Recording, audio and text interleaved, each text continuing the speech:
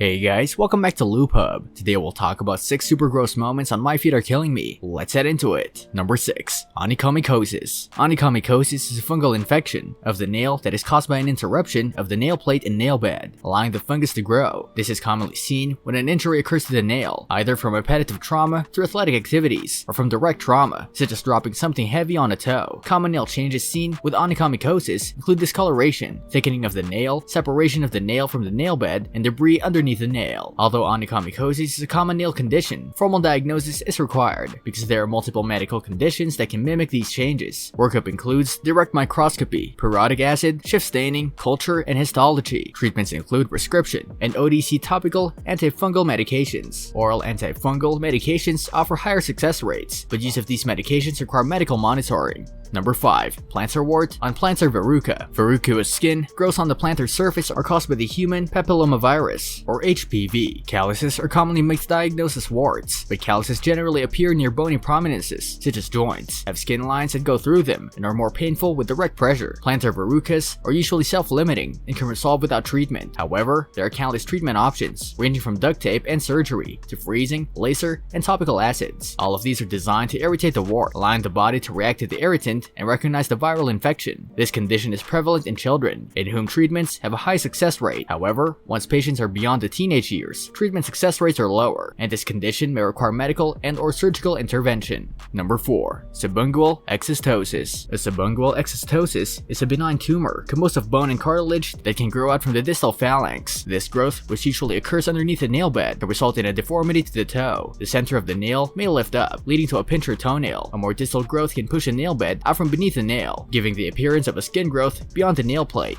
When this occurs, it is commonly mistaken for a wart, and a radiographic examination of the toe is necessary to confirm the diagnosis. The only treatment for the excessive bone growth, besides observation, is surgical removal of the lesion and curettage of the underlying bone. Subungual exostosis are usually found in children and young adolescents whose feet and toes are still growing. Number 3. Spongiotic dermatitis. Inflammatory skin conditions, including eczema, are referred to as spongiotic dermatitis, in which intercellular edema with the epidermis leads to the widening of the intercellular spaces between keratinocytes and elongation of the intercellular bridges, which may progress to intraepidermal vesiculation. The inflammatory process evolves over time, causing the skin to become erythematous, scaly, and pruritic. In more severe cases, pustules may form. Because there are many causes for spongiotic dermatitis, it is sometimes difficult to determine the exact etiology. Most often, it results from hypersensitivity reaction. The precipitating factor can be an external exposure, such as a contact allergen, or an internal exposure, such as those relating to food